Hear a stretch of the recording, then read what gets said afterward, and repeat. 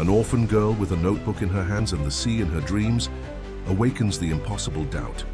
What if what was lost forever had never left? The Florida sun illuminated the green hillside covered with lush vegetation where the Sullivan mansion stood majestically, like a lighthouse for the boats crossing the horizon of Bayshore. From a distance, any observer would think that this paradise setting sheltered only happiness, but the white walls and tinted windows hid a silence that not even the bird song could break. Mark Sullivan sat on the veranda, his gaze lost in the infinite blue of the ocean. The coffee cup grew cold between his fingers. At 52, the man who commanded one of the largest construction companies in the country looked 10 years older. It wasn't just the grey hair or the wrinkles that marked his face, but a particular kind of weariness that came from the soul. Olivia appeared at the glass door, observing her husband in silence for a few seconds before speaking. "Breakfast is ready," she said with the soft voice she used every morning, as if afraid of breaking something fragile in the air. Mark nodded without turning around. "I'm coming." Olivia sighed discreetly before going back inside. At 39, she carried a serene beauty in her brown eyes and restrained smile. She had met Mark when he was already a man broken by tragedy, and even so decided to love him, believing that with patience she could restore something of the vibrant man he once was. In the dining room, the table was set for two, as always during the last 3 years of marriage. But Mark's eyes inevitably rested on the third chair, the one that remained empty. He knew he should have had it removed long ago, but he couldn't. It was as if, by removing the chair, he would be definitively accepting that Laura would never sit there again. "I was thinking we could go downtown today," commented Olivia, while pouring orange juice into crystal glasses. "There's a craft fair in the main square." "I have a video conference at 10, he replied automatically, as he always did when he needed an excuse. "The conference can wait," Olivia placed her hand over his. "It's been 3 weeks since you left this house for anything other than work." Mark finally looked at his wife. There was a gentle determination in those eyes that he had learned to respect. Olivia never pressured him, but she knew how to make him see beyond the cocoon of pain he had built around himself. "You're right," he conceded. "Let's go after lunch." A small smile illuminated Olivia's face, and for a brief moment, Mark felt that familiar pang of guilt. She deserved more than a husband who lived half in the present and half in a past that could not be altered. After lunch, the driver dropped them off at the promenade that bordered Bayshore's historic center. The colonial houses, century-old, churches and colorful buildings told stories of bygone eras. Tourists wandered carefree, taking photos and savoring tropical fruit ice cream. Mark walked hand in hand with Olivia, but his phone wouldn't stop vibrating. Sullivan Construction was finalizing a resort in Palm Coast, and problems seemed to multiply as the delivery deadline approached. "Just a minute," he said, stepping away to answer a call. While Mark was busy with his phone, Olivia observed the colorful stalls at the fair. Local artisans displayed wooden sculptures, jewelry made from local seeds, and paintings that captured the essence of Florida. She walked slowly, absorbing the details, when something caught her attention. Sitting on a stone bench under the shade of an almond tree was a girl. She couldn't be more than 12 years old, brown hair tied in a simple braid, light blue dress already faded from many washes. What made her stop, however, wasn't the girl's presence itself, but something in the way she was bent over a notebook, writing with total concentration, oblivious to the movement around her. Olivia felt her heart accelerate. There was something familiar in that posture, in the tilt of the head, in the way of holding the pencil between her fingers. The girl raised her face for a moment, looking at the sky as if seeking inspiration, and the profile that revealed itself made Olivia freeze. "In place, see, Mark," she called, unable to take her eyes off the girl. Irritated by the interruption, Mark approached while still talking on the phone. "I have to hang up. Resolve this and call me later." He put the phone in his pocket. "What is it?" Olivia just pointed. Mark followed the indicated direction, and for a moment the world around him seemed to disappear. The girl was now looking directly at a bird that had landed near the bench. Her smile revealed a small gap between her front teeth, exactly like Laura's. "It can't be," he murmured, feeling his legs weaken. The resemblance was so striking that it seemed like a cruel joke of fate. The shape of the face, the small upturned nose, the expressive eyebrows, everything evoked Laura in a way that physically hurt. "Didn't your daughter pass away?" Olivia's question came out in an incredulous whisper. Mark couldn't answer. His eyes were fixed on the girl, who was now going back to writing, completely unaware of the turmoil her simple presence had triggered. A woman in a grey and white habit approached the bench. The girl immediately stood up, putting the notebook in a cloth bag. The nun, for that was what the woman appeared to be, said something that made the girl smile again, and together they began to walk in the direction opposite to the couple. "Who is that girl?" Mark's voice came out hoarse, almost unrecognizable. "I don't know, but—" Olivia hesitated. "But what?" "The resemblance is incredible.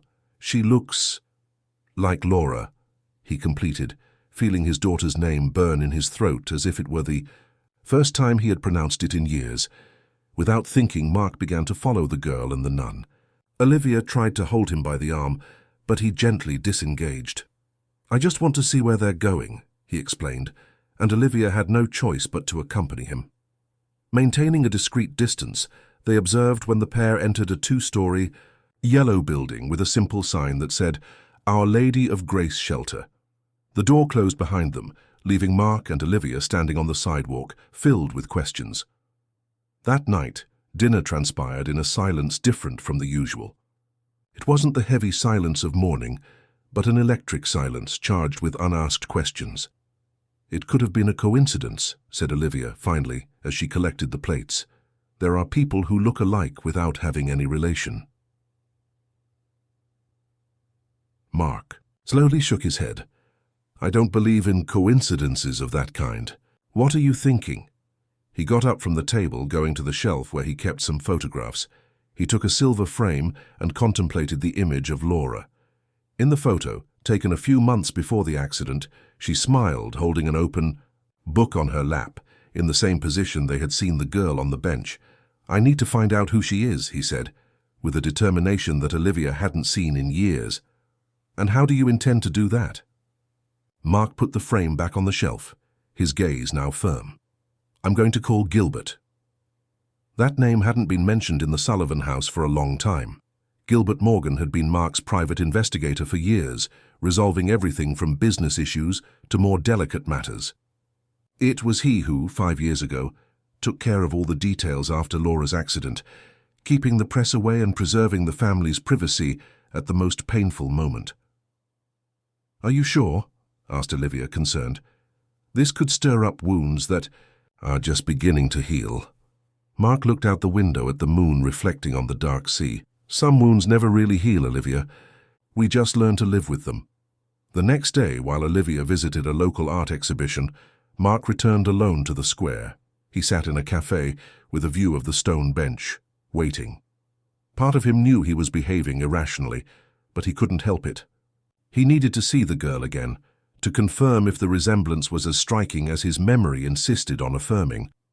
After almost 2 hours of waiting, when he was about to give up, she appeared. Alone this time, carrying the same notebook and a small box of colored pencils. She sat on the bench and opened the notebook carefully, as if handling a precious object. From where he was, Mark could observe her without being noticed. He studied every detail, the way she furrowed her brow when concentrating, how she sometimes murmured to herself while writing, how occasionally she raised her eyes to observe the people around her, as if collecting invisible stories. And then she did something that left him breathless. She took off the glasses she wore to clean the lenses, and for a moment tilted her head to the side exactly as Laura did when thinking deeply about something. The gesture was so identical, so particular, that it could not be mere coincidence. If this story interested you, don't forget to subscribe to our channel and give a like. Tell us what city you're watching from. We continue. Mark waited for the girl to finish cleaning her glasses and put them back on. He saw when she adjusted the frame carefully, a delicate gesture that evidenced the fragility of the object. probably used for years. After a few minutes of observation, he made an impulsive decision. He paid for the coffee, crossed the square, and walked toward the stone bench. A few meters away, he hesitated. What would he say? How would he justify his approach without seeming like a stranger with dubious intentions? While pondering, chance intervened. A gust of wind tore some pages from the girl's notebook, scattering them on the square's ground. "No. Toe!" she exclaimed, trying to reach the papers that were flying in all directions. Mark seized the opportunity and hurried to help, collecting the scattered pages. He approached her, extending the rescued papers. "Here they are," he said, with the softest voice he could manage. The girl looked up, and Mark felt as if he had been punched in the stomach. Up close, the resemblance was even more striking. The same almond-shaped eyes, the same serious expression that quickly transformed into a smile when grateful. "Thank you very much," she replied, collecting the papers carefully. "I almost lost weeks of work." "What are you writing with such dedication?" asked Mark, trying to sound casual. She hesitated for an instant, as if evaluating whether she should trust this well-dressed stranger who showed interest in her writings. "Stories," she answered finally. "About people I've never met and places I've never visited." The answer surprised him, not only for the content, but for the maturity with which it was formulated. It wasn't the type of response one would expect from a 12-year-old girl. "You must have a lot of imagination," he commented, still standing in front of her. "People think imagination is inventing things that don't exist." She adjusted her glasses again. "But sometimes it's just seeing what's hidden right in front of us." Mark felt a shiver run down his spine. Laura used to say something very similar. "May I sit down?" he asked, indicating the empty space beside her on the bench. The girl seemed to consider the request for a few seconds, then shrugged and moved a little, making room. "My name is Mark," he introduced himself. "Isabella," she responded, going back to organizing her papers. "Isabella." The name echoed in Mark's mind. It wasn't Laura, but there was something about that girl that attracted him like a magnet, something beyond the physical resemblance. "Do you come here often?" he asked, trying to maintain the conversation. "Every day after school," Isabella responded without raising her eyes from the papers. "Sister Helen says I need vitamin D from the sun, but actually I just want a quiet place to write. The shelter is too noisy." "You live in the shelter? The one on the back street?" Isabella nodded, now looking at him with a more cautious expression. "Why do you want to know?" Mark realized he was being too direct, perhaps invasive. He backed off a bit. "I'm sorry, I didn't mean to be indiscreet. It's just that my wife and I passed by there yesterday and wondered what place that was." Her expression softened. "It's Our Lady of Grace Shelter. I've lived there since my grandmother Louise went to another plane a little over a year ago." The way she referred to her grandmother's departure, without using the word death, did not go unnoticed by Mark. It was as if the girl had learned to talk about loss in a way that made absence less definitive. "And your parents?" he asked, trying not to show his growing interest. Isabella took a deep breath, as if that were a question she had heard many times. "My mother has also departed when I was 9 years old." "And my father?" She paused. "Well, he exists somewhere, I suppose, but he never made a point of knowing me." The frankness in the response caught Mark by surprise. There was a serene acceptance in her eyes, without self-pity. "I'm sorry," he said, genuinely. "Don't be." She smiled slightly. "We learn to build family with those who stay. I have the sisters at the shelter. I have my books and I have my stories." A group of children ran by near the bench, shouting and laughing. Isabella followed them with her gaze, but Mark noticed something peculiar in the way she squinted her eyes, tilting her head to try to follow the movement. "Are your glasses the right prescription?" he asked without thinking. Isabella turned to him, surprised by the question. "How do you know they're not?" Mark hesitated. "I noticed by the way you strained to see." She gave a small smile. "It's a genetic condition, retinitis pigmentosa. Vision gets worse over time. These glasses don't help much anymore, but they're what I have." The information hit Mark like a revelation. Laura had also been diagnosed with retinitis pigmentosa at 8 years old. It was a rare condition, often hereditary. "Isabella!" "A female voice called from the other side of the square. It was the same nun Mark had seen the day before. "It's Sister Helen," said Isabella, beginning to pack her belongings. "Time to go back." "Wait," Mark spoke, almost in desperation. May I come talk to you again tomorrow?"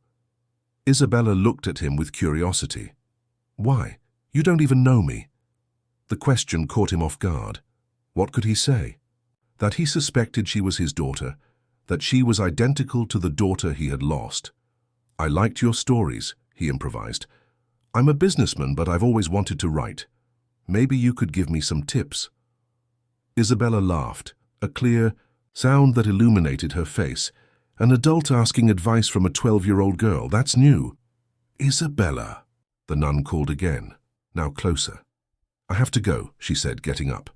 "Come tomorrow if you want. I'll be here after 2. Mark watched as she ran to the nun, who cast a suspicious glance in his direction before walking away with the girl. He remained sitting on the bench for a long time, trying to process everything he had discovered. When he returned to the mansion, he found Olivia on the veranda, reading a book. She raised her eyes, curious. "Where have you been all afternoon?" Mark hesitated. He didn't want to lie to his wife, but he also wasn't ready to share his suspicions. It was all still very nebulous, very fragile. "I went downtown to take care of some things," he replied vaguely. "Gilbert will arrive tomorrow from Savannah." Olivia closed the book, placing it on the table. "You're really going ahead with this?" "I need to know who she is, Olivia. And if you discover something you don't want to know?"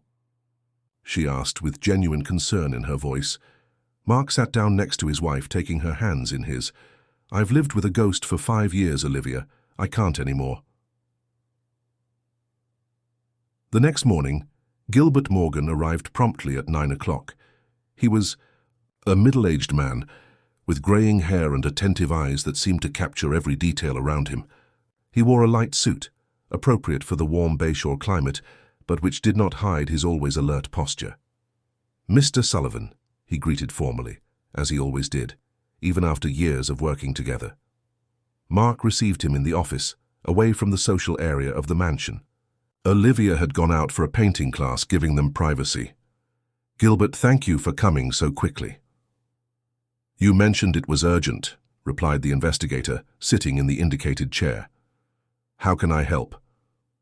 Mark walked to the window, observing the sea for a few moments before turning to Gilbert.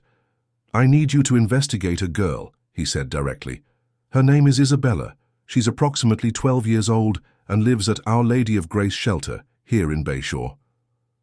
Gilbert took a small notebook from the inside pocket of his jacket, making notes. "Any additional information? What exactly do you want to know about her?" Mark took a deep breath. He trusted Gilbert, but it was still difficult to put into words what he suspected. "I want to know everything. Who her parents were, when and where she was born, her medical history, anything related to her." Gilbert looked up from the notebook, studying Mark's face carefully. "If I may ask, sir, what is your interest in this girl?" Mark hesitated. Then, instead of answering with words, he walked to a shelf and took out a photo album. He opened it to a specific page and showed it to Gilbert. "This is Laura, a few months before the accident."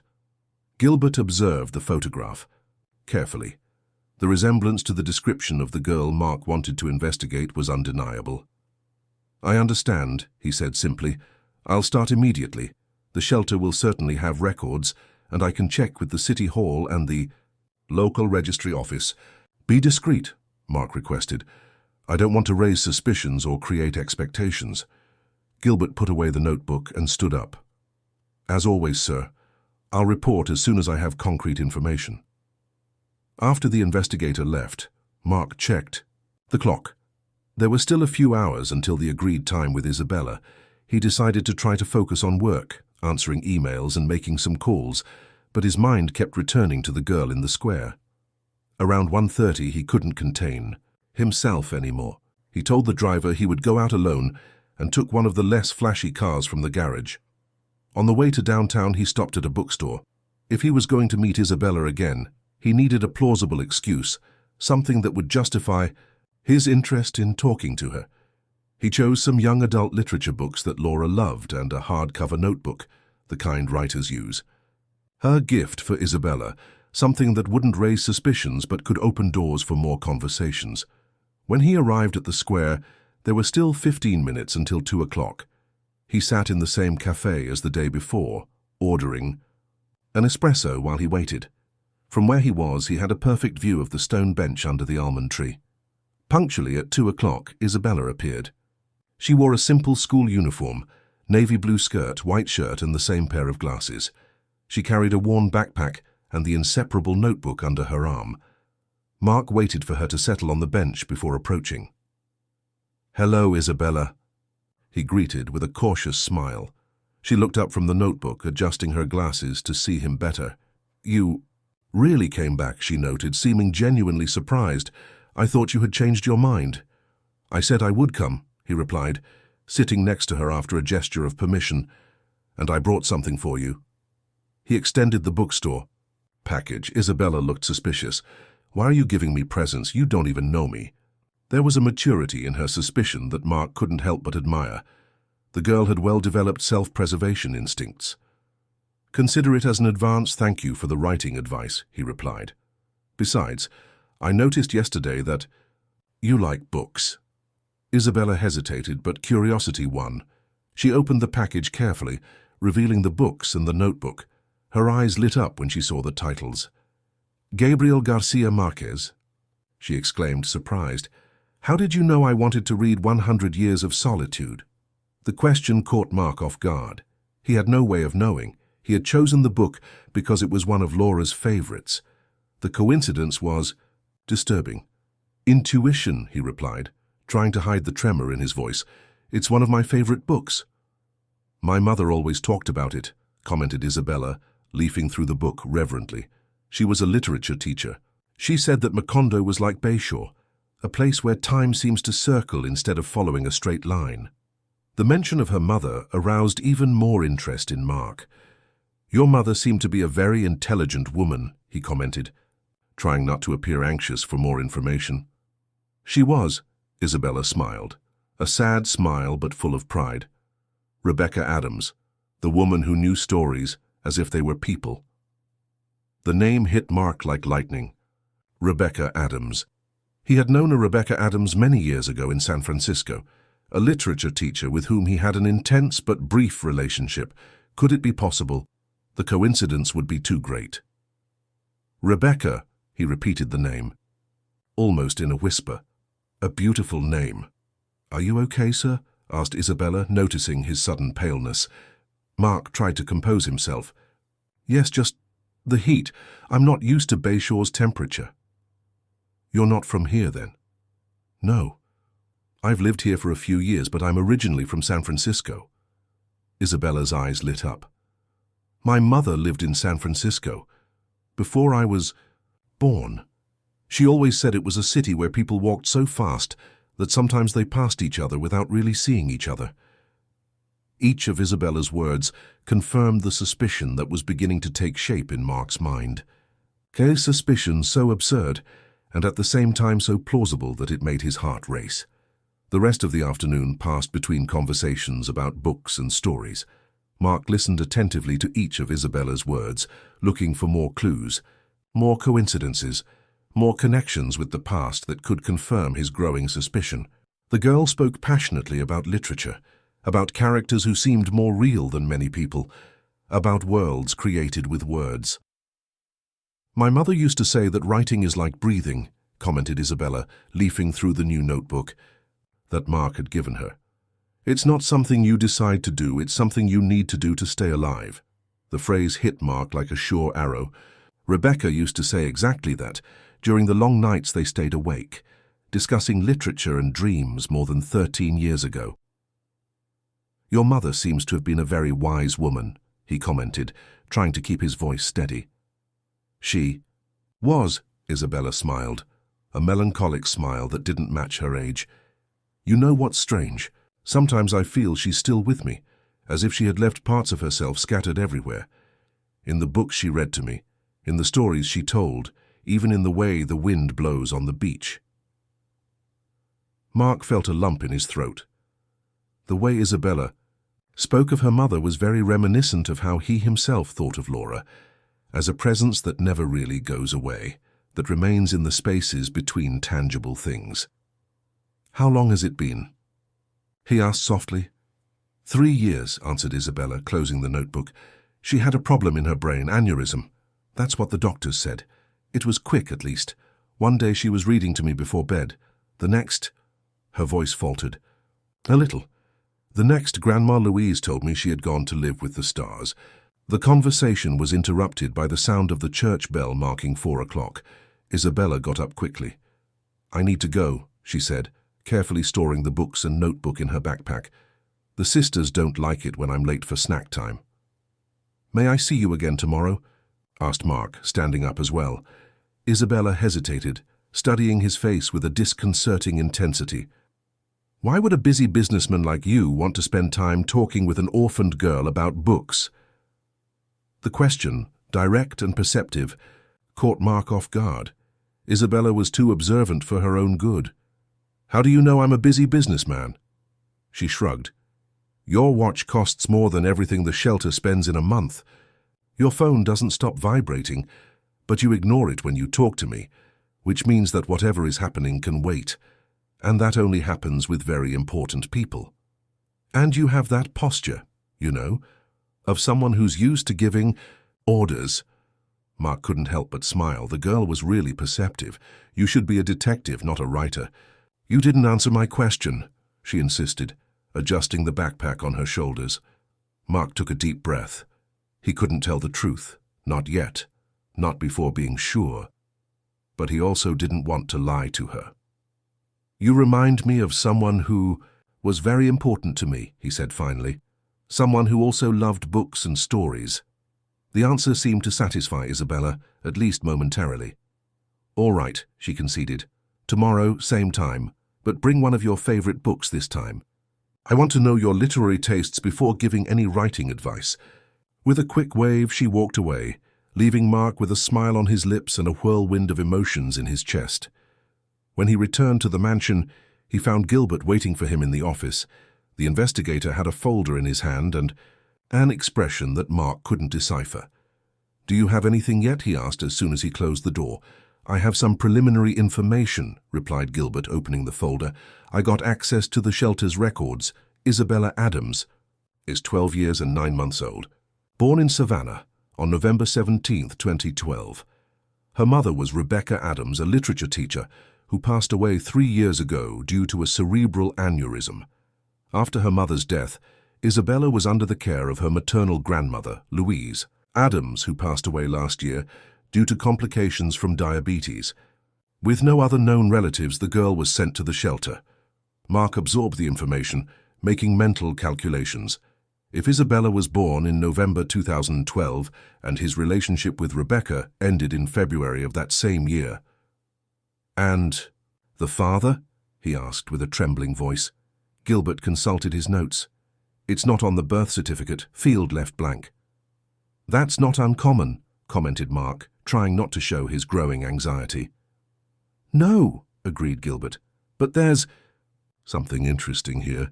When Isabella's grandmother died, she left a sealed box for her granddaughter, with instructions that it should only be opened when she turned 18. The box is under the custody of the shelter's director, Sister Catherine." Mark sat down, trying to process all the information. "Did you get any photo of Rebecca Adams?" Gilbert took a photocopy of an identity document from the folder. "Just this one, from the staff records of the school where she taught in Bayshore." Mark took the paper with trembling hands. Even in the low-quality black and white photograph, he immediately recognized Rebecca's face. The same expressive eyes, the same contained smile. It was her, without a doubt, the woman with whom he had lived an intense romance more than a decade ago. "It's her," he murmured, more to himself than to Gilbert. The investigator observed him attentively. "Did you know her?" Mark nodded slowly. "Many years ago in San Francisco, we had a brief but intense relationship. We broke up in February 2012. And Isabella was born in November of the same year, concluded Gilbert, without needing to make the obvious explicit. Rebecca never told me she was pregnant, continued Mark, with a distant voice. After we broke up, she simply disappeared. I tried to find her for a few weeks, but soon gave up. I thought she wanted distance, a fresh start. Maybe she did, commented Gilbert, but with the daughter. My daughter, the word came out as a whisper. If it's true, if Isabella is really my daughter— We need more evidence before stating that with certainty, interrupted Gilbert, always pragmatic. I can discreetly request a DNA test if you authorize. Mark shook his head. Not yet. I want to know more before taking that step. Continue investigating. I want to know everything about Rebecca's last years, how she lived, if she mentioned anything about Isabella's father to anyone. I'll talk to neighbors, colleagues, try to locate close friends, assured Gilbert. And what about that box the grandmother left? Leave it where it is for now, decided Mark. If it contains what I suspect, Mrs. Louise had a plan, and we should respect it. After Gilbert left, Mark remained in his office, contemplating Rebecca's photograph and the implications of everything he had discovered. If Isabella was really his daughter, it meant that while he mourned the loss of Laura, fate had too granted him another gift, a daughter he never knew existed. The office door opened and Olivia entered with a concerned expression. Are you okay? You look like you've seen a ghost. Mark hesitated. He didn't know if he was ready to share his suspicions with his wife, but he also didn't want to hide something so important from her. Gilbert brought some information about the girl from the square, he said finally. Her name is Isabella Adams, she's 12 years old, and her mother was Rebecca Adams. Olivia sat down in front of him, processing the information. And Rebecca was someone I had a relationship with a long time ago, even before I met Laura, admitted Mark. We broke up in early 2012. Isabella was born in November of the same year. The silence that followed was dense, charged with unspoken implications. Olivia was too intelligent not to understand what that meant. You think she's your daughter? It wasn't a question. Mark nodded slowly. The physical resemblance, the age, the retinitis pigmentosa, which is hereditary. And now, knowing that Rebecca was the mother. Too many coincidences. Olivia took a deep breath, getting up to pour herself a glass of water from the side table. Mark observed her, trying to decipher her reaction. How do you feel? She asked finally, sitting down. Again. The question caught him by surprise. He expected accusations, perhaps anger, jealousy, not this understanding calm. Confused, he admitted, scared, guilty for not having been present in her life, and at the same time, hopeful, in a way I haven't felt in years. Olivia reached her hand across the table, touching his softly. If she is indeed your daughter, Mark, this won't be easy. For any of us. Especially for Isabella. I know, he agreed. But I can't simply ignore this, Olivia. If Isabella is my daughter, I need to be part of her life. And how do you intend to do that? Just show up and say, surprise, I'm your father. The question, although made without sarcasm, exposed the absurdity of the situation. Mark knew he would need a lot of tact and sensitivity to deal with the situation if his suspicions were confirmed. I don't know yet, he admitted. First, I need to be absolutely sure. Then, I'll figure out a way. That night, while Olivia slept, Mark remained on the veranda contemplating the ocean. The moon reflected on the waters, creating a silver path that seemed to extend to infinity. Somewhere inside that luxurious mansion, there was a box of Laura's memories that he hadn't opened in years. Photographs, drawings, small notes written, in childish handwriting, preserved memories of a life abruptly interrupted. Now it was as if the universe presented him with a fork in the road, continue trapped in the past, in the pain of loss, or open himself to a possibility he had never imagined. The existence of Isabella, a girl who carried not only his genes, but also a part of Rebecca, a love he had stored in some remote compartment of his heart. The next morning he woke up with renewed determination. After breakfast, he informed Olivia that he would go downtown again. Are you going to meet her? Asked Olivia, as she collected the cups from the table.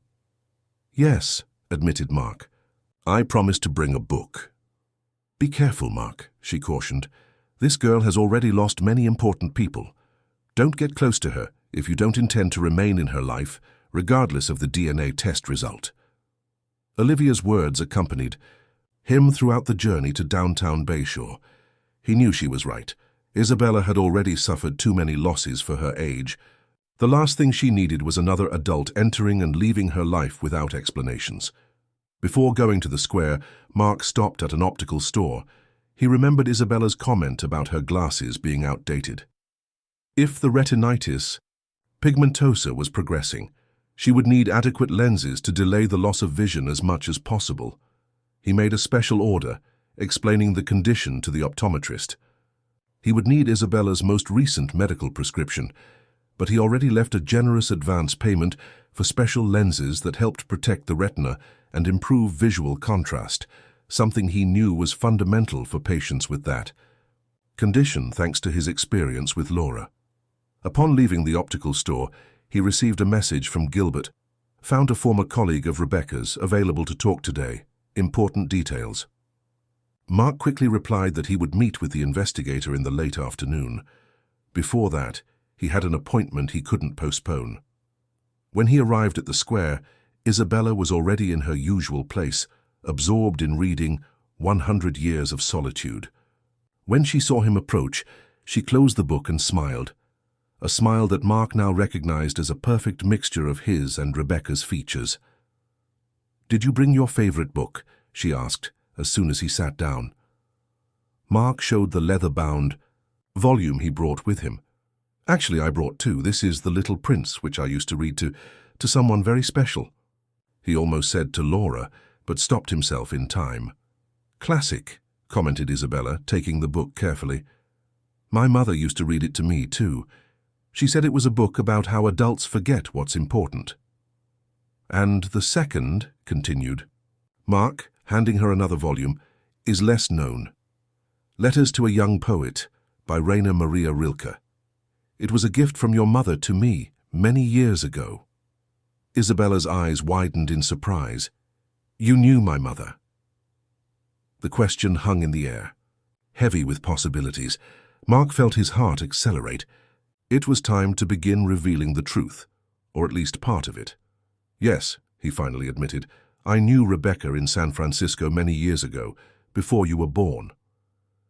Isabella's eyes shone with a new intensity. She held Rilke's book between her hands as if it were a sacred relic. "You knew my mother," she repeated, not as a question but as if trying to assimilate the information. "How, when? Why did you never mention this before?" Mark took a deep breath. Every word from that moment needed to be chosen carefully. "Rebecca and I met at a literary fair in San Francisco more than 13 years ago. She was presenting her thesis on Gabriel Garcia Marquez," he explained, carefully observing Isabella's reactions. "We became close for a few months."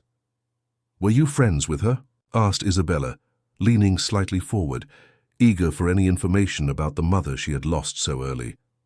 "We were more than friends," admitted Mark, choosing to be honest without revealing everything at once. "We had a brief but significant relationship." Isabella absorbed the information in silence, absently leafing through the book of poems she had just received. "That's why you approached me," she concluded, with surprising maturity. "It wasn't a coincidence. You recognized me somehow." "Not exactly," replied Mark. "Your resemblance to someone I knew caught my attention first. Only later did I discover you were Rebecca's daughter." It wasn't a complete lie, but it also wasn't the whole truth. Mark felt like he was walking on a tightrope over an abyss of revelations. "Who do I look like?" asked Isabella, adjusting her glasses to see him better. The question caught Mark off guard. Would it be too early to mention Laura? How to explain the striking resemblance without revealing the possibility of kinship? "Someone who was very important to me," he answered finally. "Someone who is no longer with us." Isabella nodded slowly, as if she understood the implicit pain in those words. She didn't insist on the subject. "What was my mother like when she was young?" she asked instead. changing the focus of the conversation. She never talked much about her life in San Francisco. Mark felt momentary relief with the change of subject. Talking about Rebecca was safer than explaining the true reasons for his interest in Isabella.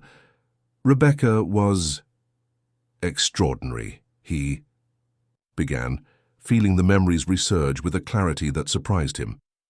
Intelligent, passionate about literature, with an incredible capacity to see beauty in the simplest things. She had this theory that each person carries a book inside them, not a book they would write, but a book they are, with chapters, secondary characters, plot twists. A small smile appeared on Isabella's lips. She used to say that to me too, that I was her favorite book still in the process of being written. That sounds exactly like Rebecca, smiled Mark, feeling a pang of nostalgia. She also loved walking in the rain, did you know? She said that rain washed away the worn-out words of the world, leaving everything new and shiny. I remember, exclaimed Isabella, animated. She used to take me to walk on the beach during summer rains. Grandma would get furious, saying we almost would catch a cold, but Mom always replied that some experiences were worth a runny nose. For almost an hour they shared memories of Rebecca. For Isabella, they were precious memories of a mother absent for 3 years. For Mark, they were pieces of a puzzle he was trying to put together. The life Rebecca had built after leaving him, the daughter she had raised alone, the choices she had made. When the church bell announced 4 o'clock, Isabella didn't immediately get up as she had the day before. "May I ask a question?" she said, with an unusual hesitation in her usually confident voice. "Of course," replied Mark, realizing that something important was about to come. "Do you know who my father is?" The question, direct and simple, fell between them like a stone, in still water, creating waves of tension. Mark felt his heart race. It was the moment of decision. Lie, deflect, or begin to reveal the truth. "Why do you ask that now?" he questioned, buying time while organizing his thoughts. Isabella shrugged, feigning an indifference that her inquiring eyes belied. "You knew my mother at the right time, and you've been showing up every day to talk to me, bringing me gifts, asking questions. I'm not a child. I know adults don't do this without a reason." Mark again admired the girl's perception. She observed, analyzed, connected dots, just as he himself did in business. "Isabella, that's a very important question," he replied carefully, "and I promise I'll answer it completely, but I don't yet have all the information we need." "So you do know something," she concluded, her eyes shining with a mixture of hope and apprehension. "I have suspicions," admitted Mark, "but before saying anything with certainty, I need to confirm some facts. Would you trust me for a few more days?" Isabella studied his face for a long moment, as if trying to read the truth in his eyes. "All right," she finally agreed, "but don't take too long. I've spent 12 years without knowing who my father is. Now that there's a possibility of finding out, each day seems like an eternity." The sincerity of those words hit Mark deeply. He nodded, feeling the weight of the responsibility he had in his hands. "I promise I won't disappear," he assured. "I'll be here tomorrow, same time." After Isabella walked away, Mark remained sitting on the bench for some time, absorbing everything that had happened. The girl was even more perceptive than he had imagined. She had perceived his intentions, connected the dots, asked the inevitable question. And now there was no going back. In the late afternoon, as arranged, he met with Gilbert in a discreet cafe on the outskirts of downtown. The investigator was already waiting for him, with a folder on the table and a serious expression that indicated important discoveries. "What did you get?" asked Mark, as soon as he sat down. "I talked to Teresa Gomez, who was Rebecca's colleague. At the school where she taught," informed Gilbert. "According to her, Rebecca never explicitly talked about Isabella's father, but on one occasion, after a few drinks during a celebration, she said something interesting." Mark leaned forward, anxious. "What?" "She said that Isabella's father was a powerful man in San Francisco, someone who built big things but couldn't build a family. The exact words, according to Teresa. The description fit Mark perfectly. One of the largest contractors in the country specialized in large infrastructure projects. "There's more," continued Gilbert. "I was able to locate the doctor, who treated Isabella's retinitis pigmentosa since the initial diagnosis. Dr. Paul Mendez, an ophthalmologist specialized in degenerative retinal diseases. According to him, Rebecca mentioned that the condition was hereditary, coming from the paternal side. Mark felt a chill. Laura had inherited the retinitis pigmentosa from him. It was a rare condition, and the fact that Isabella had also developed it was further evidence corroborating his paternity. "This can't be a coincidence," he murmured, more to himself than to Gilbert. "There's one more thing," added the investigator, taking an envelope from the folder. "I found these photographs among the belongings that Mrs. Louise left for Isabella at the shelter. Sister Catherine allowed me to see them after I explained the situation, discreetly, of course." Mark opened the envelope with trembling hands. Inside there were 3 photographs. The first showed a pregnant Rebecca, smiling at the camera with her hands on her prominent belly. The second was of newborn Isabella in her mother's arms. The third, however, made Mark's heart stop for an instant. It was a photo of him and Rebecca, taken during a trip they took together to Monterey. They were embracing, smiling at the camera, with the sea in the background. Mark remembered that day perfectly, the mild weather, the boat ride, the feeling that everything was possible. On the back of the photograph, in Rebecca's elegant handwriting, there was an inscription: "The father of my daughter, who might someday meet her. Monterey, 2011. "My God," whispered Mark, feeling his eyes burn with contained tears. "I believe we have sufficient evidence, Mr. Sullivan," said Gilbert. "But if you want absolute certainty—" "The DNA test," completed Mark. "Yes, we need that, but how to do it without scaring Isabella?" "We can explain that it's a standard procedure for the adoption process," suggested Gilbert, "or for a special scholarship, something that justifies the need for the test." Mark shook his head. "I don't want to start my relationship with her based on lies. There have been too many secrets already." "Then perhaps it's time to tell the truth," replied Gilbert, with the frankness that characterized their long professional relationship. That night, upon returning to the mansion, Mark found Olivia in the library, reading a book by the soft light of a lamp. She looked up when he entered, and seeing his expression, immediately closed the book. "What happened?" she asked. Without words, Mark handed her the envelope with the photographs. Olivia examined each one in silence, stopping at the last one, and reading the inscription on the back. "So it's true," she said finally, returning the photos. "Isabella is your daughter." "Everything indicates so," replied Mark, sitting heavily in the armchair in front of his wife. "Rebecca knew she was pregnant when she left. She chose not to tell me." "Are you going to tell Isabella?" "I have to. She's already suspecting. Today she asked me directly if I knew who her father was." Olivia nodded slowly.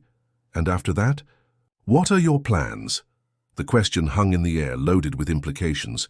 What would it mean for all of them if Isabella entered their lives?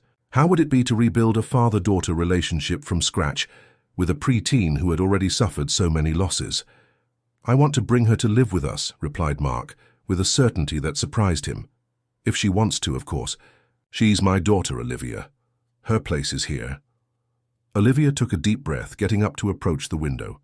For a few moments, she observed the garden illuminated by the moon, as if seeking answers in the shadows of the palm trees.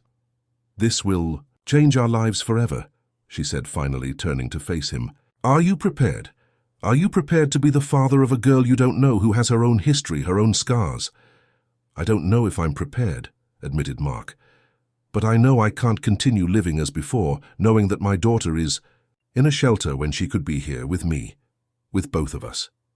The inclusion of Olivia did not go unnoticed. She smiled slightly, a sad but understanding smile. "Have you considered how she will feel? Discovering that her father was alive all this time, that he could have been part of her life, every minute since I first saw her," replied Mark. "I'm afraid of her anger, of her rejection. But I need to try, Olivia. I've already lost too much time."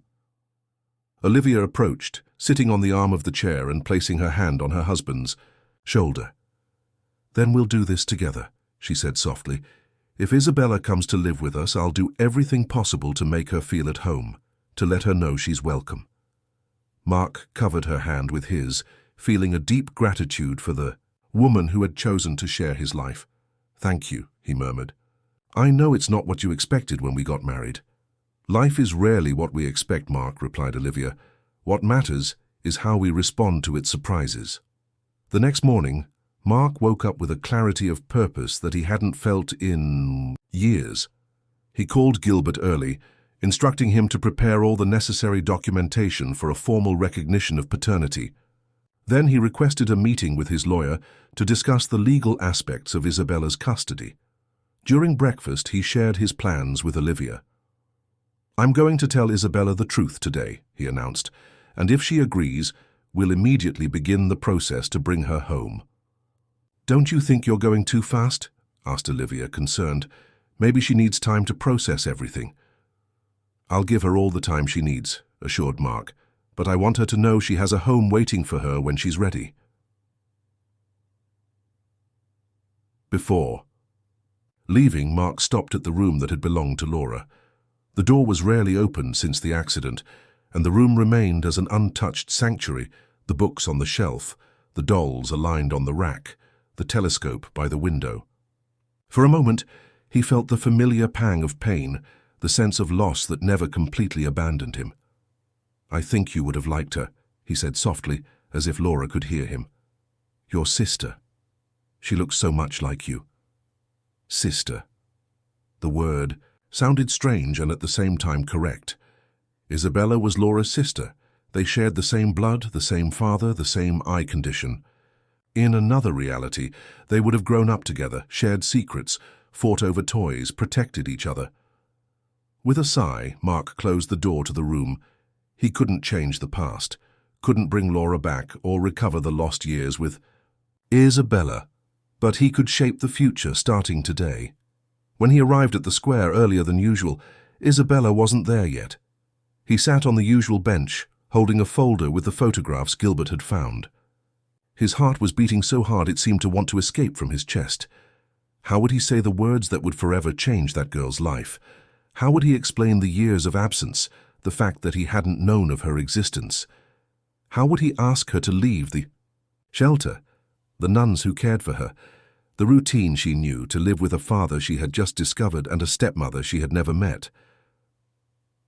While these questions spun in his mind, he spotted Isabella approaching. She walked slowly, the notebook, under her arm, the new books he had given her in her backpack. Upon seeing him, she waved and quickened her pace. "You arrived early today," she commented, sitting next to him. "I needed to think," replied Mark, feeling his throat dry. "Seems serious," observed Isabella, studying his face. "Did something happen?" Mark took a deep breath, gathering all the courage he could. "Isabella, remember the question you asked me yesterday about your father?" She nodded, suddenly alert, her eyes fixed on his. "I'm ready to answer," said Mark, opening the folder, and removing the photograph of him with Rebecca in Monterey. "And the answer begins with this photo. If this story interested you, don't forget to subscribe to our channel and give a like. Tell us what city you're watching from. We continue." Isabella took the photograph carefully, as if it were something fragile that could shatter in her hands. Her eyes scanned the image, immediately recognizing her mother, younger with longer hair, but unmistakably Rebecca. Next to her was Mark, with less grey hair, without the lines of worry that now marked his face, but still, the same man sitting beside her on the bench. Slowly, she turned the photograph over. The inscription on the back made her eyes widen.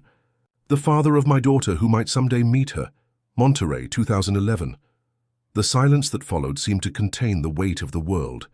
Isabella continued looking at the photograph, her face an impassive mask that didn't reveal the whirlwind of emotions that certainly invaded her. "You're my father," she said finally, not as a question, but as a statement. Her voice was surprisingly calm, almost distant. "Yes," confirmed Mark, feeling his heart race. "Everything indicates so. Your mother and I had a relationship that ended in early 2012, shortly before you were born. Rebecca never told me she was pregnant."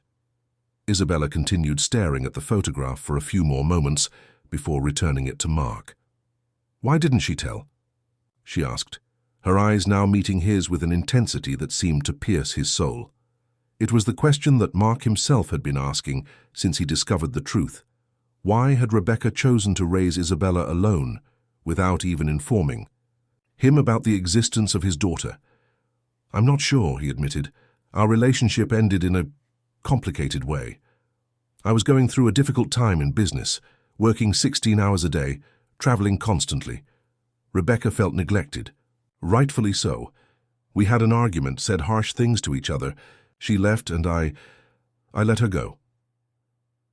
It was an extreme simplification of a turbulent period in his life, but Mark didn't want to overwhelm Isabella with painful details right at this first moment of revelation.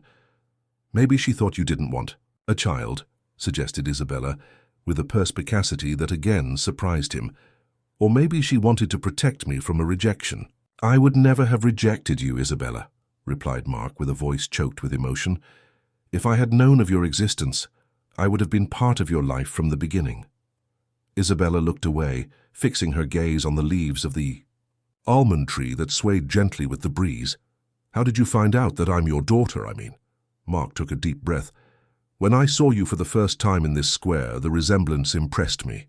You look a lot like—" He hesitated, uncertain if he should mention Laura at this moment. "Like who?" insisted Isabella. "Like Laura," he finally answered. "My daughter. Your half-sister." Isabella's eyes widened in surprise. "I have a sister. Where is she? Why have—" "You never mentioned her?" The familiar pain tightened Mark's chest. "Laura is no longer with us. We had a domestic accident 5 years ago. She was 10 years old." "I'm sorry," said Isabella, her voice softening. After a moment of respectful silence, she continued, "Is that why you seemed so sad when we met? Because I reminded you of her?" "In part," admitted Mark. "You have many similarities. The same way of tilting your head when you're concentrating, the same smile, the same passion for books, even the same eye condition." "Retinitis pigmentosa," murmured Isabella. "So it is hereditary. It comes from you." Mark nodded. "Unfortunately, yes. It's one of the reasons why I'm so certain of my paternity, besides the physical resemblance and the dates that coincide." Isabella adjusted her glasses, a gesture that Mark now recognized as characteristic of her when she needed to process difficult information. "What happens now?" she asked, her small voice revealing for the first time the vulnerability behind the mature facade. It was the crucial question, the one for which Mark had prepared all night. "That depends a lot on you, Isabella," he replied carefully. "Legally, I can recognize my paternity immediately. In fact, I've already initiated the process. But what happens after? Well, I'd like you to come live with me and Olivia, my wife. Your home would be with us, in the mansion on the hillside. You would have your own room, attend a good school. We would get the best doctors to monitor your vision." He paused, realizing he was talking like a businessman presenting a contract, not like a father offering a home. "More important than all that," he continued, softening his voice, "you would have a family, people who care about you, who will be by your side no matter what happens." Isabella remained silent, absorbing everything. Her fingers played distractedly with the backpack strap, a nervous gesture that Mark had already noticed before. "And if I don't want to go?"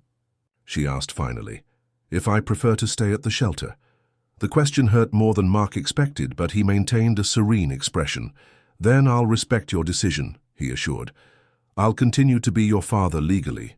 I'll assume all financial responsibilities. I'll visit you regularly. But the choice of where and how you want to live is yours, Isabella. I won't force you into anything." She seemed surprised by the answer. Perhaps she expected imposition, not understanding. "I need time," she said after a few moments, "to think. It's a lot at once." "All the time you need," assured Mark. "But know that my door will always be open for you. Today, tomorrow, a month, or a year from now, when you're ready." Isabella nodded, grateful for the understanding. She looked again at the photograph that Mark still held. "May I keep this?" she asked. "The photo. I want to look at it carefully." Mark handed her the photograph without hesitation. "Of course. In fact, I have other photos of your mother from that time if you want to see." "Later," replied Isabella, carefully storing the photograph in the notebook. "I think I've had enough emotions for today." The church bell announced 4 o'clock, but this time Isabella made no mention of getting up. "May I ask one more question?" she said, looking directly at Mark. "Anything." "Do you have other children, besides me and Laura?" Mark shook his head. "No, just you two." Isabella absorbed the information in silence, then nodded as if she had made an internal decision. "I need to go," she said, standing up. "The sisters will be worried if I'm late." "May I accompany you to the shelter?" offered Mark. Isabella hesitated, then shrugged. "If you want." They walked side by side through the cobblestone streets of the historic center, in a silence that wasn't exactly comfortable, but neither oppressive. It was the silence of two people trying to adjust to a new and unexpected reality. "Are you going to tell the sisters?" asked Mark, when they were already approaching the shelter. "Not yet," replied Isabella. "I need to organize my own thoughts first." They stopped in front of the yellow gate of the shelter. For a moment they stood there, father and daughter, separated by years of absence, connected by bonds of blood and by the memory of a woman they had both loved. "Will you be here tomorrow?" asked Isabella, her voice betraying a hint of insecurity. "I'll be here every day," assured Mark, "for as long as necessary." Isabella nodded, satisfied with the response. Then, in a gesture that caught Mark completely by surprise, she approached and hugged him briefly, a quick, almost shy contact, but one that sent waves of emotion through the businessman's body. "See you tomorrow," she said, quickly moving away and entering through the gate without looking back. Mark remained motionless for a few moments, feeling the warmth of that sudden hug, the first physical contact with the daughter he didn't know he had. His eyes filled with tears that he didn't care to contain. When he returned to the mansion, he found Olivia on the veranda, anxiously awaiting his return. One look was enough for her to understand that the conversation had taken place. "How was it?" she asked, getting up to receive him. "I told her everything," replied Mark, dropping into one of the chairs. "She was incredible, Olivia. So mature, so contained. She asked the right questions, listened attentively. She didn't show anger or resentment, just acceptance." "And about coming to live with us?" "She asked for time to think," explained Mark. "Which is understandable. It's a decision that will change her entire life." Olivia sat down next to him, holding his hand. "Are you okay?" Mark reflected on the question. He was emotionally exhausted, still processing everything that had happened, but he also felt a strange peace, as if a weight had been lifted from his shoulders.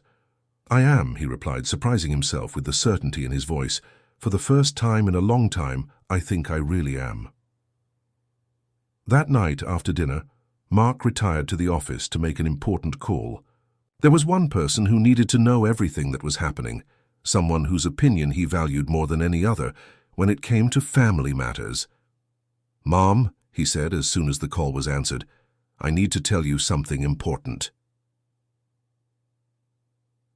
Helen Sullivan, widowed at 68, lived in a beach house in Gulf Shores, dedicating herself to volunteer work and painting, her longtime passion. After the tragedy with Laura, she had gradually distanced herself, unable to deal with her own pain and with her son's endless mourning.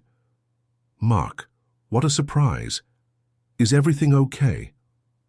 "Yes, Mom.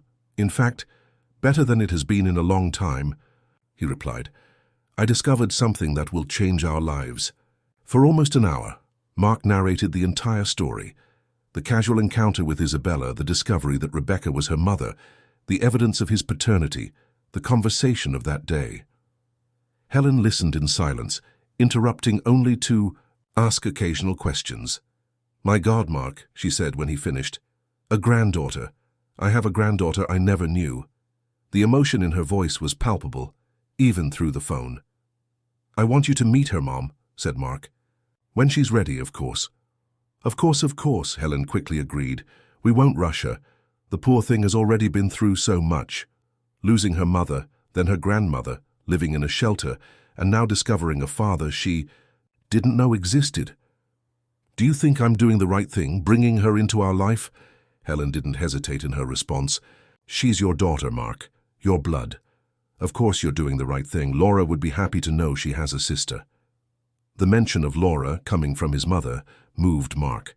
It was rare for Helen to speak openly about the granddaughter she had lost. "Thank you, Mum," he said with a choked voice. "That means a lot to me." "When will she come to live with you?" asked Helen, already assuming that Isabella would accept the invitation. "I don't know yet. She asked for time to think. I don't want to pressure her." "Wise of you," approved Helen. "Children that age need to feel they have a voice, that their opinions matter, especially when they've already gone through so many changes." After hanging up, Mark found Olivia in bed reading a book. He told her about the conversation with his mother, about the support he had received. "Your mother is right," commented Olivia, closing the book. "We can't rush Isabella.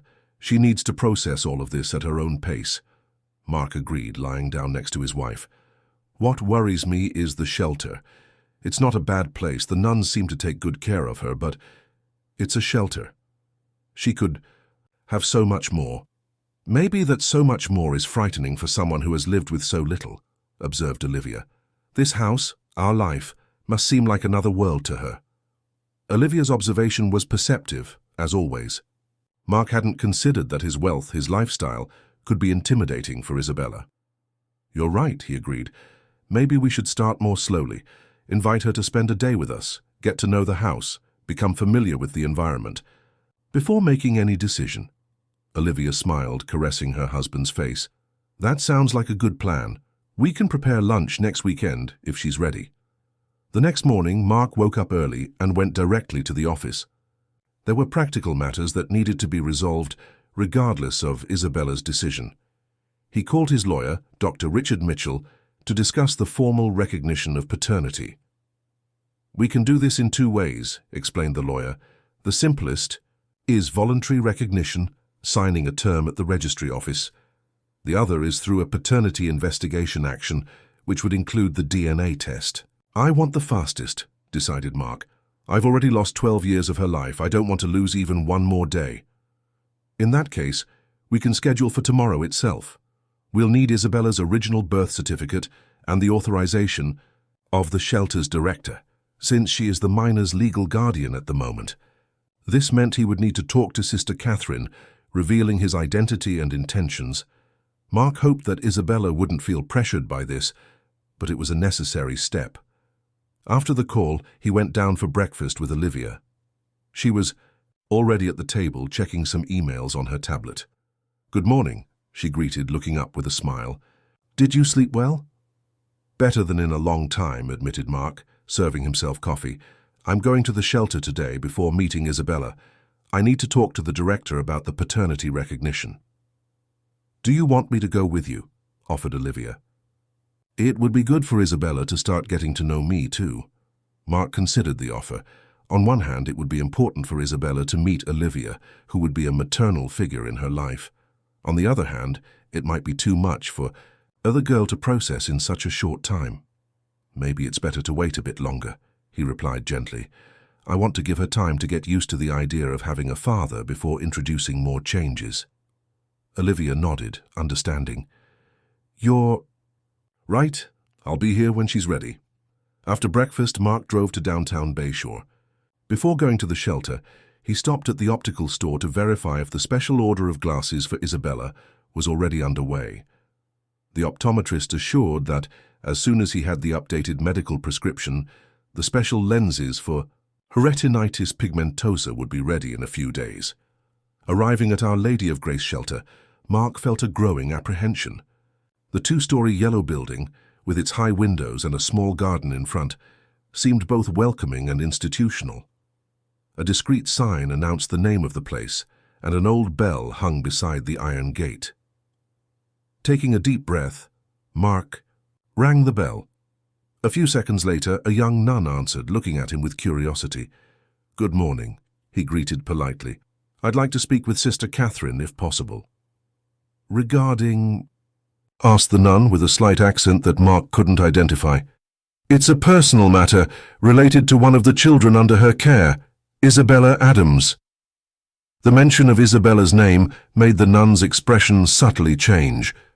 One moment, please. She closed the gate and disappeared inside the building. Mark waited, trying to calm his nerves. He was about to change forever, not just his and Isabella's life, but also the institutional arrangements that had been her home for more than a year. Few minutes later, an older nun with a serene expression and erect posture appeared at the gate. Her dark eyes studied Mark intensely before she spoke. I am Sister Catherine, director of this shelter. How may I help you? Mark took a deep breath. It was time to reveal the truth that would change everything. My name is Mark Sullivan. I am Isabella Adams' father. Sister Catherine's eyes widened for a brief instant before she regained her serene composure. Years of religious life had taught her to maintain calm in the face of any situation. Mr. Sullivan, she said, opening the gate wider, please come in. This is a matter that deserves privacy. Mark followed the nun through the well-kept garden to the main entrance of the shelter. On the way, he saw some children playing in a small improvised playground, supervised by another religious woman. The interior of the building was simple, but impeccably clean. It smelled of floor wax and something sweet coming from the kitchen in the back. Sister Catherine led him to a small room that served as an office. A dark wooden desk, some chairs, a crucifix on the wall, and shelves with meticulously organized folders made up the austere decoration. Please sit down, she indicated, taking her place behind the desk. I must confess that your statement caught me by surprise. In all the time that Isabella has been with us, there has never been any mention of a father who recognized her. I recently discovered that I am Isabella's father, explained Mark, sitting in the indicated chair. Her mother, Rebecca Adams, never informed me about the pregnancy. Our relationship ended in early 2012, before she knew she was expecting a baby, or at least before she told me. The nun observed him attentively, her penetrating gaze seeming to evaluate not only his words, but his intentions. And how did you come to this discovery now, 12 years later? She asked without hostility, but with evident caution. Mark briefly related how he had found Isabella in the square, the striking resemblance he had noticed, the investigation he had conducted, and the evidence he had found, including the photograph with Rebecca's inscription. I talked to Isabella yesterday, he concluded. I told her the truth and showed her the photograph. She asked for time to process everything, which is understandable. Sister Catherine nodded slowly. Isabella is an extraordinary girl, mature beyond her years with an adaptability that impresses me daily. Even so, discovering that she has a living father, after believing for her entire life that she was, in a way, a child without a paternal past, that is a significant shock. I understand perfectly, agreed Mark. I have no intention of rushing or pressuring her, but I also can't simply go back to my life as before, knowing that my daughter is in a shelter when she could be with her family. The nun interlaced her fingers on the desk, carefully considering her next words. Are you married, Mr. Sullivan? Yes, for 3 years. My wife, Olivia, is aware of everything and completely supports the idea of Isabella coming to live with us. And do you have other children? A shadow crossed Mark's face. I had a daughter, Laura. She is no longer with us. We had a domestic accident 5 years ago. Sister Catherine's expression softened. I'm sorry for your loss. Thank you, replied Mark, taking a deep breath to push away the emotion that always came over him when speaking of Laura. It's one of the reasons why I feel so connected to Isabella from the first moment. Besides the physical resemblance, there's something in the way she sees the world that reminds me very much of Laura. The nun observed him for a moment in silence, as if evaluating the sincerity of his words. What is your immediate intention regarding Isabella? She finally asked. I want to formally recognize my paternity as soon as possible, replied Mark, without hesitation. My lawyer informed that we can do this through a voluntary recognition at the registry office, if you, as Isabella's current legal guardian, authorize. Sister Catherine nodded, And after that? I would like Isabella to come live with me and my wife when she feels ready. But as I said, I don't want to rush her. Perhaps we could start with visits so she can get to know our house, become familiar with the environment. The nun stood up and walked to the window, observing the children playing in the yard. Our mission here is to care for these children until they can return to their families or find new homes, she said, without turning around. In Isabella's case, we always knew it would be temporary, but we assumed it would be through adoption, not through the sudden appearance of a biological father. She turned to face Mark again. I don't oppose the recognition of paternity if the evidence is as convincing as you claim, but my duty is to protect Isabella's well-being. I will need supporting documents, Mr. Sullivan. The photograph, any record of your relationship with Rebecca, and preferably a DNA test.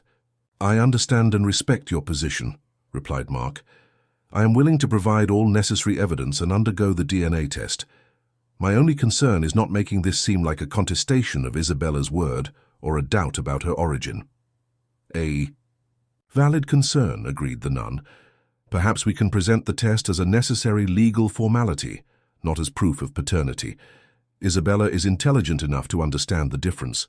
Thank you for your understanding, said Mark, sincerely relieved. There is one last thing you should know, added Sister Catherine, returning to her chair. When Mrs. Louise, Isabella's grandmother, passed away, she left a sealed box for her granddaughter, with instructions that it should only be opened when Isabella turned 18.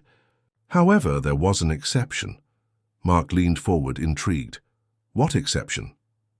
The box could be opened earlier if Isabella's father appeared and established contact with her, revealed the nun.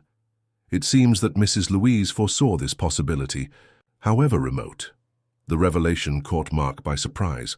Louise, Rebecca's mother, had considered the possibility that one day he would discover about Isabella and seek her out. What's in the box? He asked, genuinely curious. I don't know, replied the religious woman. We respected the confidentiality requested by Mrs. Louise. The box is kept in our safe, intact. Does Isabella know about this condition? She knows of the existence of the box, but not of the exception about the father. Mrs. Louise expressly asked that this only be revealed if and when the situation occurred. Mark absorbed the information, feeling a mixture of curiosity and apprehension. What would Rebecca or her mother have kept for Isabella? Explanations, memories, answers to questions that he himself still had. I would like to be present when Isabella opens that box, he said finally. If she wants, of course. Naturally, agreed Sister Catherine. I believe that moment should be shared between you. After settling the details for the paternity recognition, which would occur the next morning at the registry office, Mark left the shelter with a sense of progress. The conversation with Sister Catherine had been more positive than he expected, and the mystery of the box left by Mrs. Louise added a new element to the unfolding story. When he arrived at the square for his usual meeting with Isabella, he found her already sitting on the bench, leafing through 100 Years of Solitude, with a concentrated expression. Upon seeing him approach, she closed the book and straightened up, adjusting her glasses in a gesture that now seemed strangely familiar to Mark. "Hello," he greeted, sitting beside her. "Hi," she replied, with a small smile. "I thought maybe you wouldn't come today." "I promised I would be here every day," Mark reminded her, "and I always keep my promises."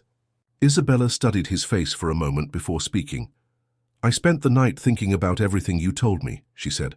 "About being my father, about Laura, about the possibility of going to live with you." Mark felt his heart accelerate.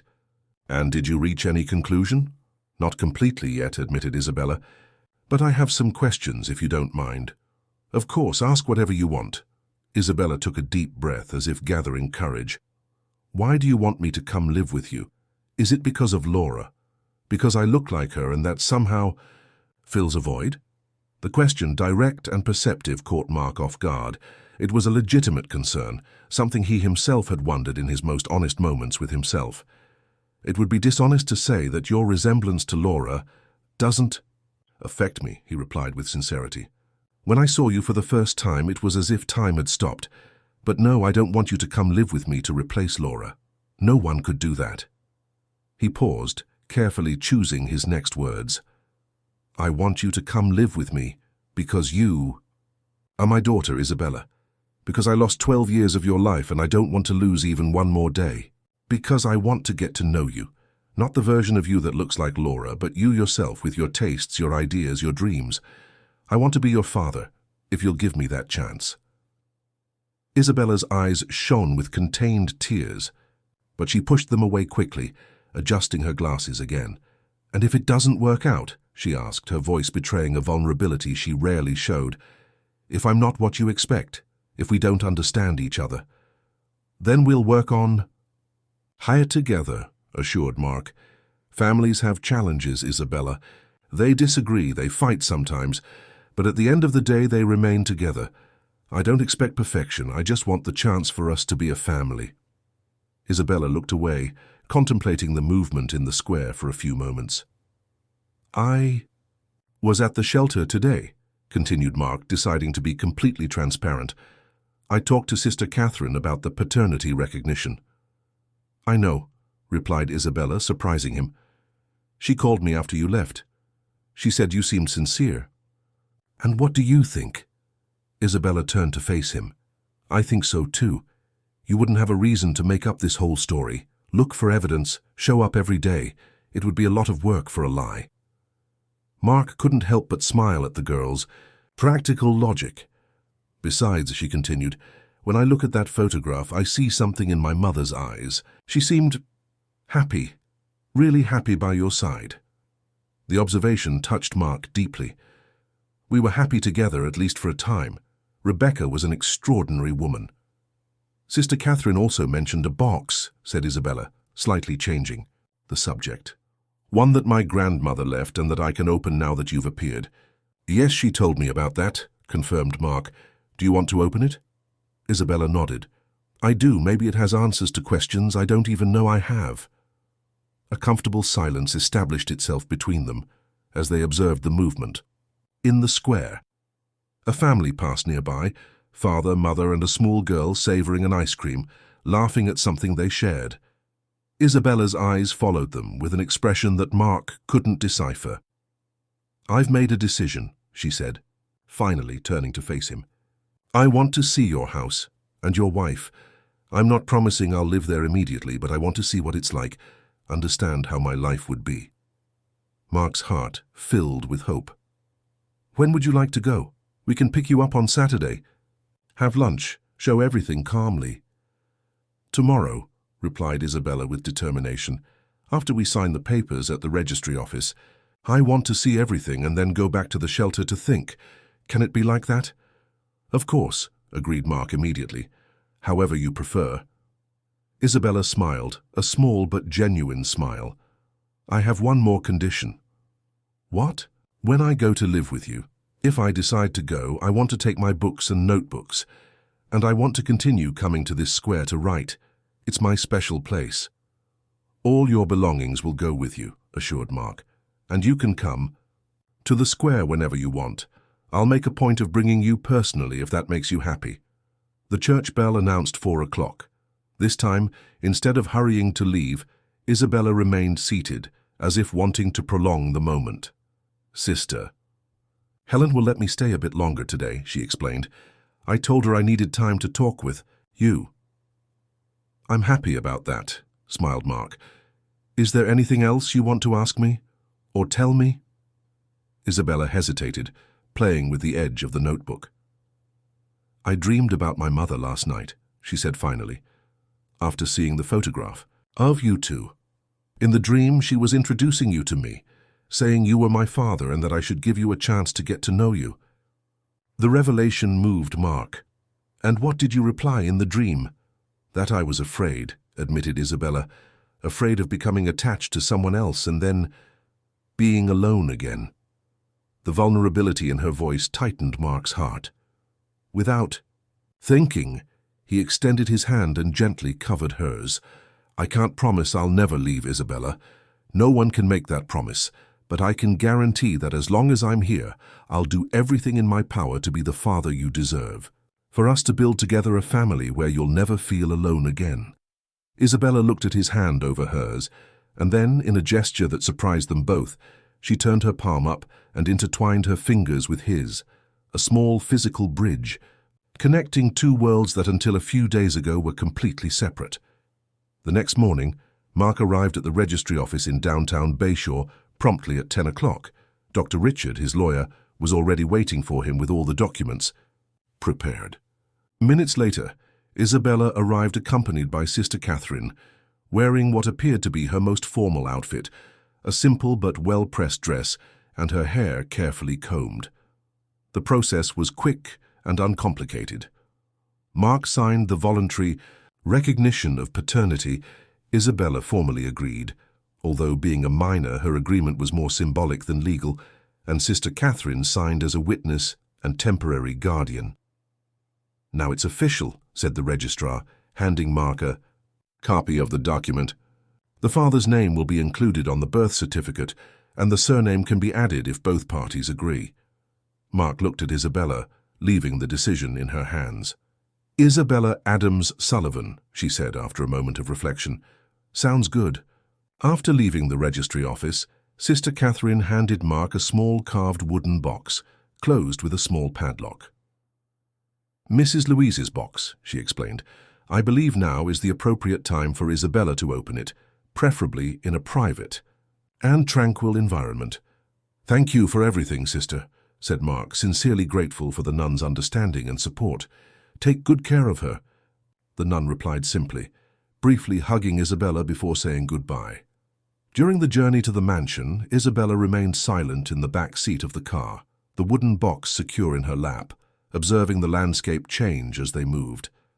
Away from downtown Bayshore and up the hillside towards the more exclusive area of the city. When they finally arrived, the imposing iron gate opened automatically, revealing a long avenue lined with palm trees that led to the mansion. Mark observed through the rearview mirror Isabella's expression as she contemplated what could be her new home, a mixture of admiration and intimidation. "It's very big," she commented when the car stopped at the main entrance. "It might seem excessive at first," admitted Mark. "But it becomes cozy with time, and there are smaller spaces within it where you can feel more comfortable." Olivia was waiting for them on the veranda, visibly nervous but determined to make a good impression. She was elegant in a simple dress, without ostentatious jewelry, as if she had calculated every detail not to intimidate Isabella. "Welcome, Isabella," she greeted with a warm smile when they approached. "It's a pleasure to finally meet you." "Thank you, Mrs. Sullivan," replied Isabella formally. "Please call me Olivia," she requested. "Mrs. Sullivan makes me feel very old." Isabella smiled timidly, relaxing a little. "Would you like a snack?" "Before lunch," offered Olivia. "Or would you prefer to see the house first, Isabella?" "I'd like to see everything," replied the girl, her eyes already scanning the imposing facade of the mansion. For the next hour, Mark and Olivia guided Isabella through the main rooms of the house, the living room with a panoramic view of the sea, the library full of books that made the girls' eyes shine, the music room with a grand piano that no one had played in years, the outdoor pool surrounded by a tropical garden. Isabella absorbed everything in contemplative silence, asking occasional questions, touching objects carefully, as if trying to feel the essence of the place through physical contact. "And this would be your room," said Mark finally, opening the door to a spacious room on the second floor with large windows facing the sea. It was a guest room that Olivia had specially prepared for the occasion. The walls, previously beige, had been painted in a soft aqua-green tone.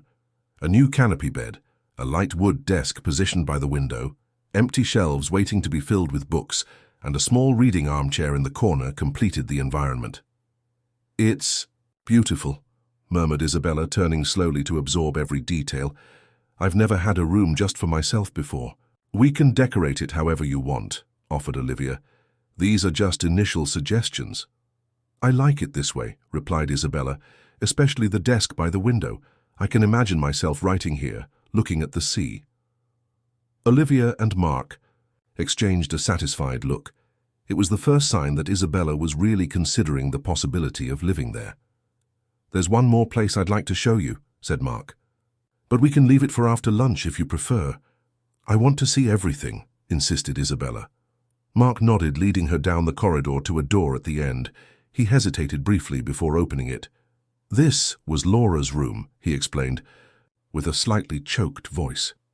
Isabella stopped at the threshold without entering, instinctively feeling the importance of the moment. "May I?" she asked, uncertain.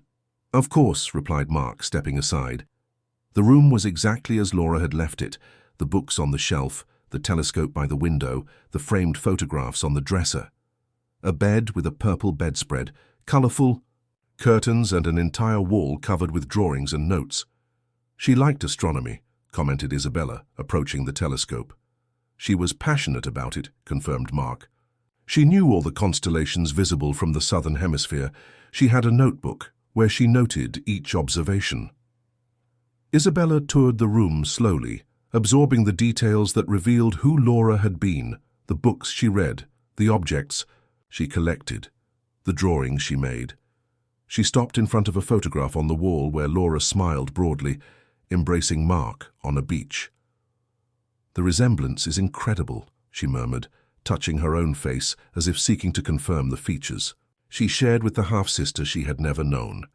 "Does that bother you?" asked Mark cautiously, "knowing that you look so much like her?" Isabella considered the question for a moment. "No," she replied finally. "Actually, it makes me feel connected, as if a part of her continued here somehow." The response moved Mark more than he expected. Isabella had intuitively captured something that he himself felt but had never been able to express. After lunch, prepared with care by Miss Zoe, the cook who had worked for the Sullivans for more than a decade, Mark suggested they open Mrs. Louise's box. "Do you want privacy?" offered Olivia, sensitive to the moment. Isabella looked at Mark, then at Olivia. "You can stay," she decided. "You're part of this now, too." The three settled on the veranda, the wooden box on the table between them. Mrs. Louise had included a small key attached by a ribbon to the bottom of the box. Isabella carefully removed it and opened the padlock. Inside there were several chronologically organized envelopes, photographs, a small red leather-bound diary, and a sealed letter with Isabella's name written on the front in the elegant handwriting that Mark recognized as Rebecca's. Isabella took the letter first, carefully breaking the seal. She unfolded the pages, took a deep breath and began to read aloud. "My dear Isabella, if you are reading this letter, it means that two things have happened. I am no longer there to tell this story personally, and your father, Mark Sullivan, has found his way to you. There are truths that I kept for years, not out of malice or resentment, but because I believed it was the best choice for all of us. When I discovered I was pregnant, Mark and I had already separated. Our relationship had been intense and true, but we were at different moments in life. He, building an empire, I, seeking my place in the world of letters. The decision not to tell him about you was mine and mine alone. Perhaps it was a mistake, perhaps not. Time, that relentless judge, will decide. What I know for certain is that you were the best thing that ever happened to me, my daughter. Each smile of yours, each new word, each discovery, they were gifts that I keep in my heart. If Mark is now in your life, I believe that fate has finally aligned the paths that once separated. Your father is a good man, Isabella, imperfect, like all of us, but with a heart capable of deep love. I know this because I saw him love and I was loved by him. I ask that you give him a chance, not to replace what you lost, but to build something new, something that belongs only to you two. And if one day you have doubts about why I kept this secret, remember, all the choices I made were moved by love, for you, for him, for the life I believed you both deserved. In this box are memories, photographs, small stories of the time we spent together. They are pieces of the puzzle that makes up your origin. I hope they help answer the questions I know you have. Live fully, my daughter. Love without fear. Write your own stories. And know that wherever I am, my love for you transcends time and space. Forever yours, Mom. When she finished reading, Isabella had tears silently streaming down her face. Mark also struggled against emotion, touched by Rebecca's words. by the way she had described him, by the evident love she had for her daughter. "She didn't hate you," said Isabella, looking at Mark. "I thought maybe it had been something like that she had hidden you from me out of anger or hurt." "Rebecca was never one to hold grudges," replied Mark softly. "She was a woman who understood the nuances of life, the complexities of the choices we make." Isabella nodded, turning to the box. She spent the next hour exploring its contents, photographs of a pregnant Rebecca, of herself as a newborn, small, notes about her first words, first steps. There were also older images of Rebecca and Mark together in San Francisco, tickets to plays they had attended, handwritten notes exchanged between them.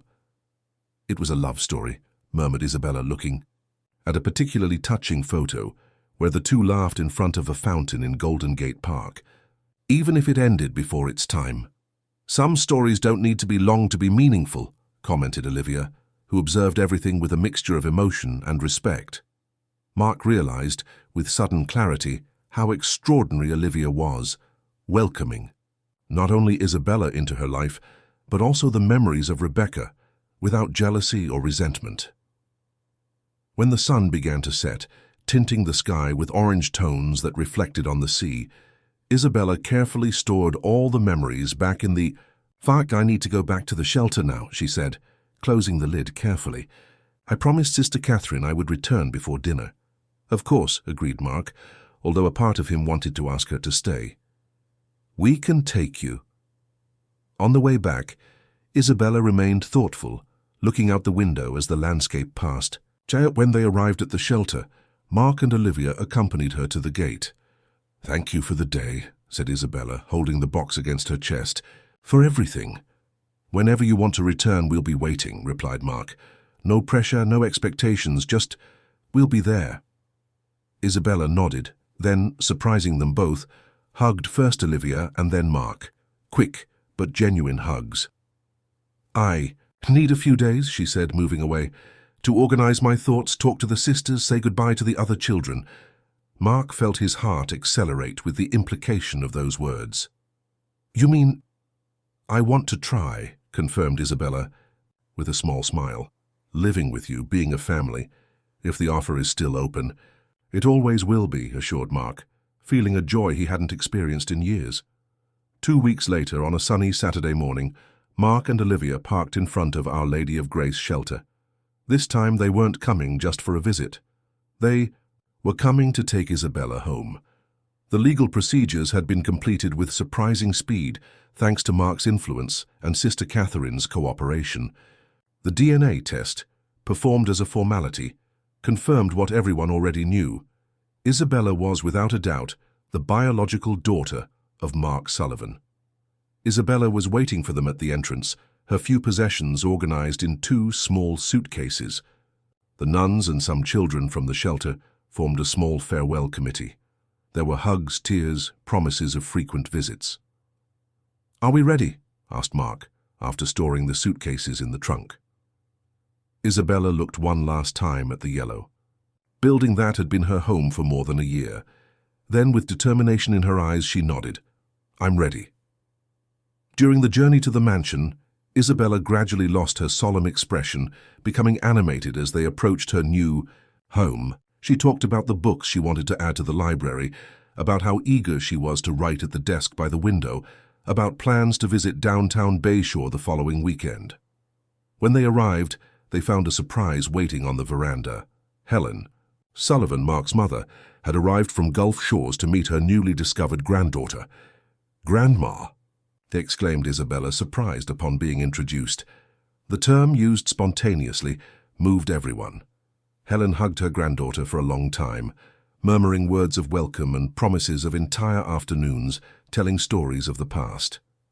That night, after an animated dinner where Isabella revealed a surprising appetite for someone so small, the family gathered on the veranda to appreciate the moonlight over the ocean. Helen had retired early, tired from the trip, leaving Mark, Olivia, and Isabella enjoying the sea breeze. "Are you happy?" asked Mark, observing his daughter's profile against the starry sky. Isabella considered the question with the seriousness that characterized her. "I am," she answered finally. It's not the life I imagined, nor the one my mother planned for me, but I feel it's the life I should have somehow. Olivia smiled, gently touching her stepdaughter's shoulder.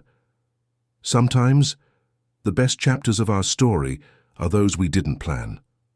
Like an unexpected twist in the plot, agreed Isabella, revealing her writer side. The kind that changes everything that came before and redefines everything that will come after. Mark contemplated the two, his wife and his daughter, conversing as if they had known each other for years, not days. He thought of Laura, of Rebecca, of the losses that had shaped his life and the discoveries that now redefined it. He thought of the tortuous paths that fate had traced, leading him through the deepest pain to this moment of unexpected peace. The mansion that once seemed too empty, too silent, now filled again with voices, with laughter, with plans for the future. The grey that inhabited its corridors gave way to vibrant colours, the aqua green of Isabella's room, the red of Rebecca's diary, the blue of the ocean that witnessed this new phase. Mark knew there would be challenges ahead. Isabella was a pre-teen, with her own history, her own scars. Adapting to a new family, a new life wouldn't always be easy. There would be difficult days, arguments, moments of doubt. But for the first time in a long time, Mark faced the future not with resignation but with hope. The silence that had once inhabited that house had finally been filled, not by the sound of waves or the singing of birds or the wind in the palm trees, but by the living and vibrant presence of Isabella, the daughter he didn't know he had, the unexpected gift that fate had granted him when he least expected it. And as he watched Isabella point to a particularly bright star in the sky, naming it with the precision of someone who had studied astronomy on their own, Mark felt a certainty settle in his heart. This was his family now. Imperfect, newly formed, still learning to navigate its complexities. But a family in the truest sense of the word. A family built not only by bonds of blood, but by conscious choices, by second chances, by hearts willing to risk loving again, even after pain. A family that, like the best stories, didn't begin with once upon a time, but with and then, when no one expected anymore.